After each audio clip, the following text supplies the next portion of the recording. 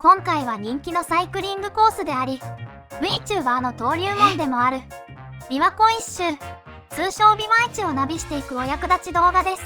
一応日帰りを前提としています。これから走る人の楽しみをスポイルしないように、見どころはほどほどに映すようにします。まずコースを決めましょう。琵琶市には北湖と南湖を含めて一周するパターンと、北湖のみ一周するパターンがあります。前者がざっくり 200km、後者が 150km くらいかな。アーシとしては断然北湖一周の方がおすすめ。なんで？南湖の周りは市街地が多くてちょっと走りにくいからだよ。あらら。次に回る方向だけど初回なら素直に半時計回りにしておこう。この方が湖の近くを通れるし、道路の横断も少なくて走りやすいよ。各所にある琵琶市の案内も半時計回りを前提に作られているよ。スタート地点は車でアクセスするなら森山市のピエリ森山がおすすめ。このルートはサイクリストの聖地と呼ばれるあたりからスタートして、最後に琵琶湖大橋を渡るってイベントがあるのがいいね。電車でアクセスするなら新幹線の駅がある米原スタートがおすすめだよ。米原スタートは時間を調整すれば夕日が綺麗な東湖畔を夕方に通れるのがいいね。今回は車でアクセスして森山スタート、北湖一周、半時計回りでお届けするよ。琵琶湖大橋すぐそばのショッピングモール、ピエリ森山は琵琶市走者にいい駐車場を無料開放してるんだ。こういうロングライドのスタート時間は早ければ早いほどいいんだけど、駐車場の開放が朝7時半だから注意してね。ストレッチしたらスタート。ピエリ森山の目の前の道がすでに琵琶市のコースだから道路の青いラインを目印に進んでいこう。琵琶市はほぼ全域にこの目印があるから全く地図を見なくても一周できるよ。目印を見失ったら？仮に見失っても方向さえなんとなく合わせておけば大体復帰できるよ。ウォーミングアップをしながらすぐそばのサイクリストの聖地を目指して像の前で義務記念撮影をしたら本格的にスタートしよう。義務って言うな。さて、最初のエリア、マイアミゾーンを走りながら必要な準備についてお届けします。エリア名は勝手につけています。必要なものは、まず当然自転車。これはレンタルって手もあるね。あとはライト、お金、パンク修理道具、雨具、もうちょっと涼しい季節になってきたら体温調整用の衣類。あくまで日帰り用の持ち物です。琵琶市は極端に人里離れたところは走らないので、基本的に普通のサイクリングと持ち物は変わらないよ。途中にトンネルがあるから、ライトは絶対に持って行ってね。飲み物、食べ物はもちろん持参してもいいけど、道中でも十分調達できるよ。あとはトラブル対策と、いざトラブった時の心構えを準備しておこう。これは後でお話しするね。自転車に関しては今回足はグラベルロードだよ。琵琶市は全部舗装路だから、一番適してるのはロードバイクかと思うけど、クロスバイクとかミニベロも結構見かけるから全然 OK だと思うよ。今は車道を走っているけど、多くの場所で歩道も走れるようになっているよ。状況に合わせて使い分けてね。歩行者は少ないけど、歩道を走るときは十分注意してね。ちなみにさっきからサイコンが映り込んでるけど、設定変更をサボって距離も速度もめちゃ狂ってて、1割くらい低く表示されてる。なんでそのまま使ってるのよ。そんなに狂ってるとは思わなくて、ゴールしても 130km にしかならなくてびっくりしたよ。実際は145から 150km くらいになるはずね。はい15km くらい走ったら第1田園ゾーンです。第1？第4くらいまであります。琵琶湖どこを？お、事件か？と思ったらトライアスロン大会で交通規制でした。自転車は OK らしいのでありがたく通らせてもらいます。車がいないから超快適。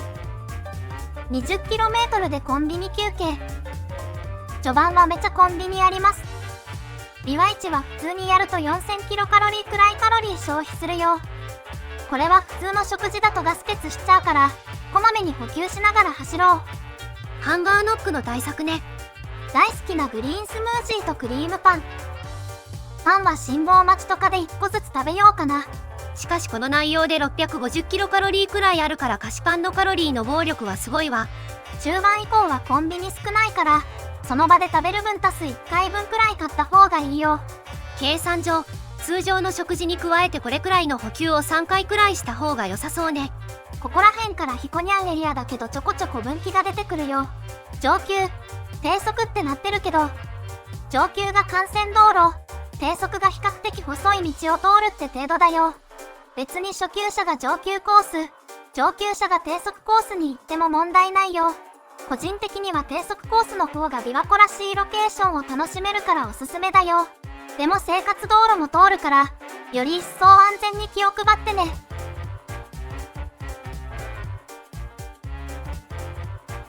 ここら辺でトラブル対策のお話をしようね。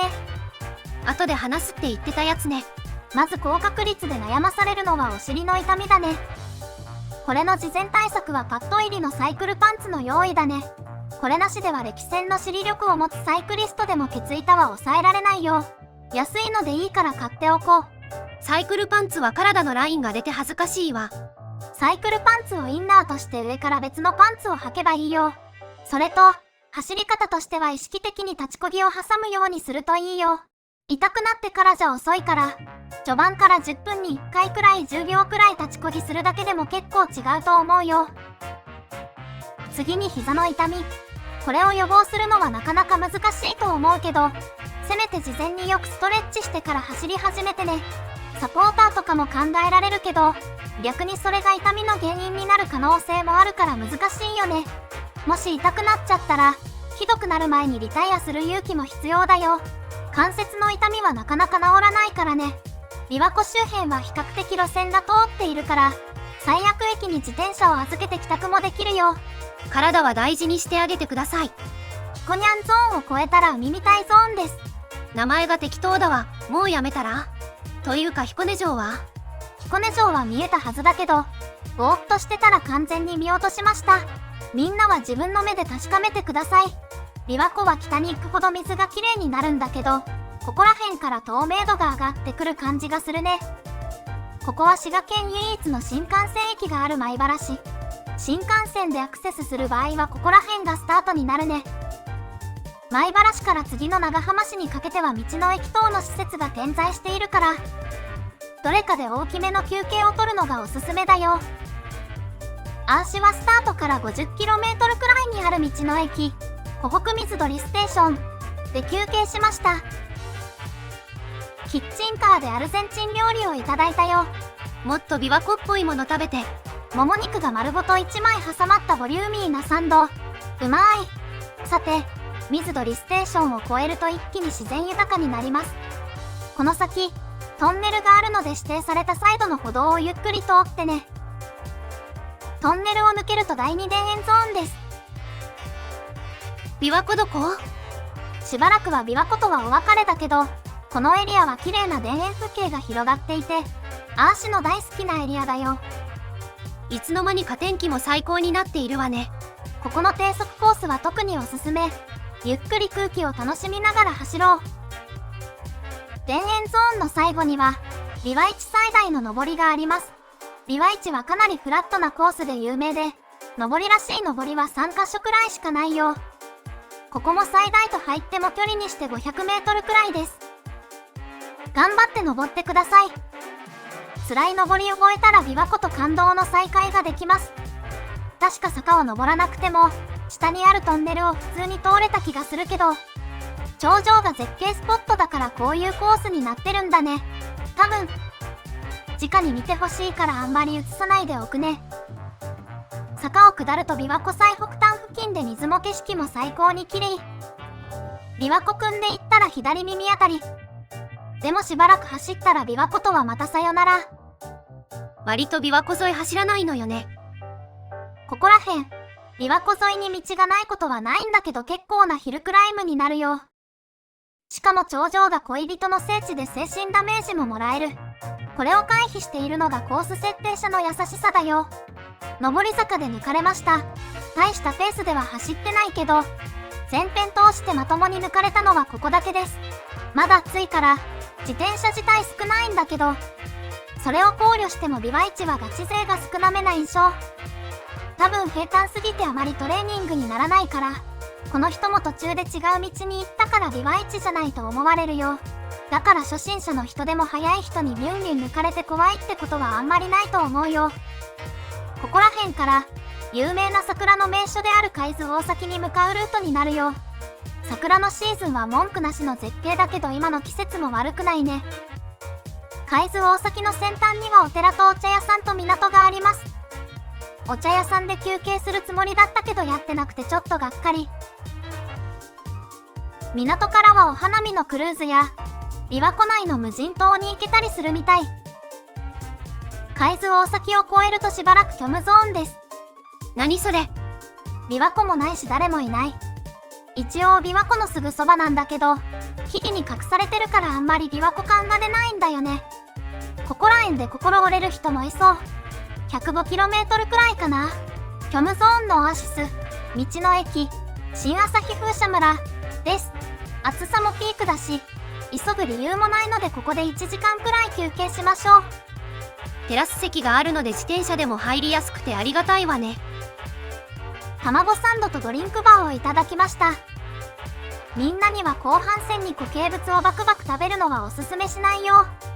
消化能力が弱ってくるから、ゼリー飲料とかにした方がいいね。さて出発。残り 40km くらいだからあと2時間くらい問題なくゴールできそうね。どれくらいの走力があれば1日でビワイチできそうかしら。日没を考えると12時間くらいで走破したいよね。そう考えると平均で時速15キロ、巡航速度は時速20キロくらい出したいよね。体力に自信のある人なら自転車経験が浅くても達成できそうかな。普段運動しない人ならかなりきついチャレンジになると思うよ。あまり無理しないで湖北あたりで一泊するプランを検討した方が良さそうね。ここは某 VTuber が休憩してった温泉。あなた VTuber 好きね。さてここからは悪名高かった161号ゾーンだよ。悪名？ここはバリバリの幹線道路で他の道もないから交通量がめちゃくちゃ多い。ちょっと前までは自転車レーンがめっちゃ狭かった。道路に白線を引き直した跡があるわね。いつの間にかに整備されてめっちゃ広くなってたよ。サンキュー滋賀県。道が良くなってからは景色もいいから爽快な道になったね。さて、この先はビワイチルートでも屈指の観光名所である白髭神社があるよ。湖の中の鳥居がエモいわ。あーしは行ったことあるし、停車すると危ないから完全スルーするけど、みんなはお参りしていってね。道路の横断がマジで危ないから安全第一でね。白髭神社を越えると謎の小道ゾーンです。谷道ないんか行って道をひたすら進みます。かなりルートを見失いやすいけど、適当に高架に沿って進んでれば結局同じところに行くと思うよ。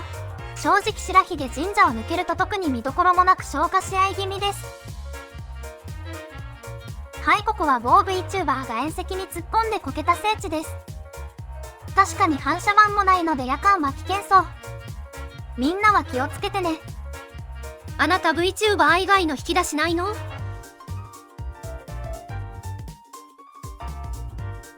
ここは市街駅です。県庁所在地かな？漢字が違うよ。駅前のパン屋さんで美味しいので疲れていたら寄って行ってください。市街駅を過ぎたら謎の小道バージョンにだよ。こっちは琵琶湖沿いでいい雰囲気だね。遠くの湖岸に大津の市街地がうっすらと見えているね。もう琵琶湖大橋まで 10km だからあと一息だよ。謎の小道を抜けると見慣れたチェーン店が並んでいます。帰ってきた感じがするわね。琵琶湖大橋の西側は滋賀県の県庁所在地大津市だよ。こういうところを走るのは苦手だけど久々だと謎の安心感があるね。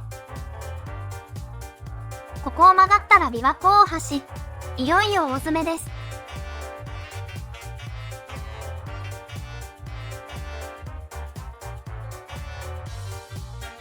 他に、真っ昼間だとフィナーレ感出ないね。エモい音楽流しておくわ。琵琶湖大橋の坂は割とえぐい。その分景色は良くて、頂上にちょっとした展望スペースがあるよ。と思ったらガチでカメラのバッテリーが切れました。琵琶湖大橋からの眺めは自分の目で確かめてください。一応サイクリストの聖地まで戻って義務撮影したら終了です。義務って言うな。これで無事完走です。ビワイチは距離は長いけど難所はないし、道中で補給やトラブル対応ができるから初めてのロングライドにぴったりだよ。みんなもやってみてね。ちなみに今回かかった費用はガソリン代を除くと3000円くらいです。道の駅2回でそれぞれ1000円くらいと、コンビニ2回でそれぞれ500円くらいね。安上がりな休日ではあるけど経済効果は微妙そうだね。皆さんは宿泊もしてあげてください。今回はここまで。